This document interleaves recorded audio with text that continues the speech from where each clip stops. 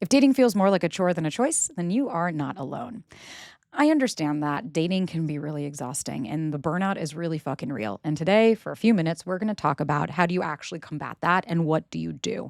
Because I know, I get it. Apps are exhausting, going out and meeting people. And we can sit here and we can say all the things that we want, but times they are a changing, right? A lot less people are using dating apps. We're seeing what I think Bumble just released that they're firing 40% of their staff or part of their team. We're seeing a decline. And I think there's a lot to say about the why, right? I think we know that there's a lot of flaws. I think we know that dating apps have a lot of their issues. And, for me personally, I met my partner on Hinge, so I'm a slightly biased version of it. But I remember, I've been on dating apps since they came out. That's part of my early 20s was understanding how dating apps worked. And I think for me, more often than not, when I saw the burning out, the dating app burnouts, or even just dating in general, it was usually because of a couple of things. One, yeah, there's the very obvious of it's exhausting, it's tiring. I mean, it's the same as you lose your job and you're job hunting. You're like, man, I can't wait to not have to do this anymore, right? But I also think that we have to do is we also have to look at is what are our part in it, right? What is happening with what we're doing? How are we being as buyers? How are we showing up? And for me, whenever I'd get burnt out on the apps, it was typically for a few reasons, or just in dating in general. It was one, I was treating it like it was my job. I was treating it like that was it. I have to get this person. I have to find a date. I have to find my partner. There must be something wrong with me. And when you're constantly I was coming at it and I was dating from a place of dysregulation. I was dating from a place of you're going to heal me, you're going to save me, you're going to fix me. All my problems will go away if I meet this person. So what was that doing? That was keeping me in a constant state of hypervigilance of, oh, but I can't lose this person. Oh, but I have to make it work. Oh, but we have to make sure that they don't leave me. But I'm not actually connecting with this person. I'm just attaching to them. I'm attaching to the story and the narrative that's being created here, but it's not actually about the person. I don't know who these people are. So that was the first thing. The second thing is I didn't have any fucking boundaries. I wasn't saying no when I wanted to say yes. I was checking my phone every 3.5 seconds. I was on this dopamine fueled addiction of when's the next match? When did they text me? Right? If I went to the gym, every time I went, it was every stone had to be unturned. Maybe the person could be there. And maybe if I go here, I'll meet somebody. Because I wasn't living for me. I was living to meet somebody else. I was living for you're going to choose me, not am I choosing you. And so I think it's important for us to look at and say, well, wait a minute. If I actually zoom out, what am I exhausted on? Now, of course, I'm not a fucking idiot. I'm not going to sit here and say, oh, wow, it's because, you're just making it all up. It's no, there are people out there that play games. There are people out there that are exhausting. But I could say that about life, right? I could say that about friendships, right? Making friends is really exhausting. It's really tiring. I'm feeling burnt out. And it's okay, and so what do I do in those moments? I start to tap into what are my choices? What are my choices? My choices are I can't force somebody. I can't force a connection. I can't force that I'm going to meet this person. I can't control the outcome. But what I can do is I can control how do I see them? What is the narrative and the story that I created about them? How much importance am I giving them in my life? What are my boundaries? Am I texting them morning, noon, and night when I've had one fucking date with them? Because let's zoom out for a second. That's why I fucking hate the daily texting. Why do you think I'm saying that shit? Is because when you do that, times that by 25 people that you're talking to in the month. I don't fucking know, however many people that you're matching with, 10 people, 2 people, I don't care. Every time you do that, you're going on a roller coaster of neurotransmitters. So you're feeling depleted and you have nothing. Then you meet someone and this could be it. Oh my God, maybe. And then we project onto them and we hope that they're going to be all these things that we probably are. They're probably not going to be. And then then we text them all the time. And then when the change in behavior starts to happen and but I feel this shift. And it's right, because there's that hypervigilance. And then we're exhausted because you're in constant survival mode.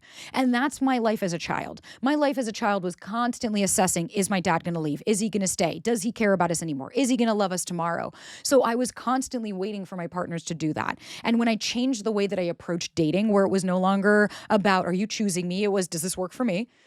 It was a lot less exhausting because I was going into this saying, I'm not going to self-abandon. I'm not going to run after people. I'm not going to play games to hope that these people stay in my life. But what I am going to do is I'm going to regulate my nervous system. I'm going to come in with questions that matter to me.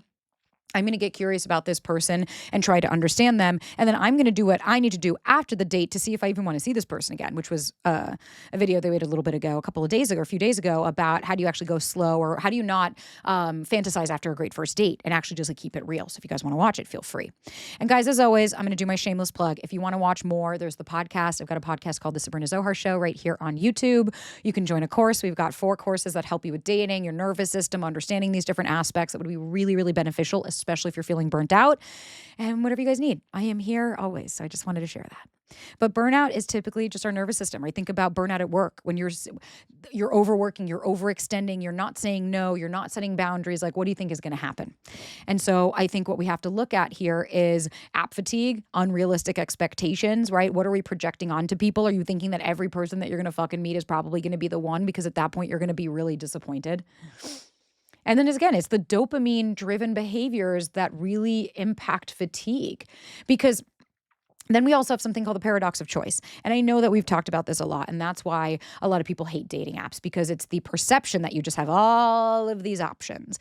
And it's so funny. I'm actually really grateful that I did end up with Ryan. Now, have I had amazing connections with other people that I've met on apps or in real life? 1,000%. But I know that the person that I met, he didn't come in the shiny bow and the package, but he's exactly what I needed. He might not have been necessarily at the time what I wanted, but he was what I needed. And we're growing together now. I didn't have the paradox of choice. I wasn't looking at this being like, oh my God, there's going to be someone so much better. And there's always somebody around the block. And no. And then, but at the same token, I also wasn't looking at it like scarcity mindset. There's nobody else. I'm not going to meet anybody. I have to have them. So we have to start to look at and say, what are we projecting onto this? And what are we putting? And how much emphasis are we putting on our dating life? And how is that causing us the burnout? Because it's the same with work. If I just work, and I overextend and I put everything into it, I'm going to feel burnt out because my nervous system is in constant survival. So what I would say is setting boundaries. When you want to say no, fucking say no. So when I was dating, I don't drink alcohol. It's just not my thing. I don't like it. I hate the taste of it. It makes me feel like shit. I got other vices. And so when a guy, for me, heterosexual norm, when someone asked me on a date and said, do you want to come out and meet at 9? Let's go for a drink. My response was, no, I'm in bed by 9. So that doesn't work for me. And the reason I said no is because then when the guy, come on, you're being a square. Let's go. Oh, you're just not respecting me anymore. Oh, I'm good. No, thank you. You're pushing me and you're not listening to what I have to say. What becomes exhausting is when I try to change that person's mind. And then you wonder why you're so burnt out because you're not accepting people for as they are. You match with somebody or you're going out with someone. They're not texting you correctly or you don't hear from them for a week, but yet you're still trying to hope that they're going to become this version that they're not. That's why you're fucking exhausted. Take breaks. Don't keep putting yourself out there and dating when you want to fucking stay home. If you're exhausted, be exhausted. Cancel when you want to cancel. You are allowed to make choices. Be mindful about it. Really come back in your body. Start to have moments where you, after your date, start to ask yourself, how did I feel when I was with them? What was coming up for me in my nervous system? What are 3 things that I remember about them outside of just the physicality or that they had a nice job? How did I feel when did I feel like they were getting curious and asking me questions? Did I feel seen, heard, and understood? Or did I feel like they were just waiting for me to stop talking so that they could start talking? Start to assess how you feel with people. And if you're feeling burnt out, again, don't treat this like it's a fucking job. Go live your goddamn life. Go live your life. Go with your friends. Make things, create things, have hobbies, do things outside of just dating. And remember, if every single time you go somewhere, the response is like, oh, well, I hope I find this person or I hope that they're going to be there, then unfortunately, you're not really doing this for the right reasons. And this is where self-care and self-love really starts to come in. This, again, why we have the fucking self-love course. Because it's about how do I come home to myself? How do I validate my own emotions and feelings? Do I allow myself to say no? Do I allow myself to say, I don't like this person, that didn't work for me? When you're more discerning, you're going to be a lot less tired because you're saying, I'm taking care of my little. My little doesn't deserve this bullshit anymore. I don't have to just take what I can get. I get to choose this time. So what are my fucking choices? Because remember, now you get to make those. So guys, I hope you liked this. I hope this was helpful. And I know sometimes it's not like go get a lobotomy. Sometimes the responses are, yeah, take a break.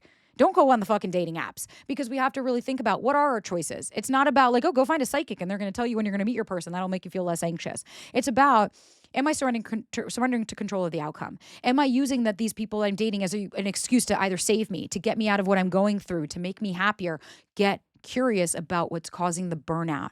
And then that way we can start to understand the choices that we have in order to alleviate the burnout. I love you guys. Thank you again for everything. Thank you for leaving comments, rating, reviewing, following along. If you need more, there's the podcast right here on YouTube or Spotify and Apple. You can listen to all the episodes. You can join one of our courses. You can ask a question, work with me one-on-one, whatever you guys need. I am here for you and I am grateful. So thank you guys again for sitting with me.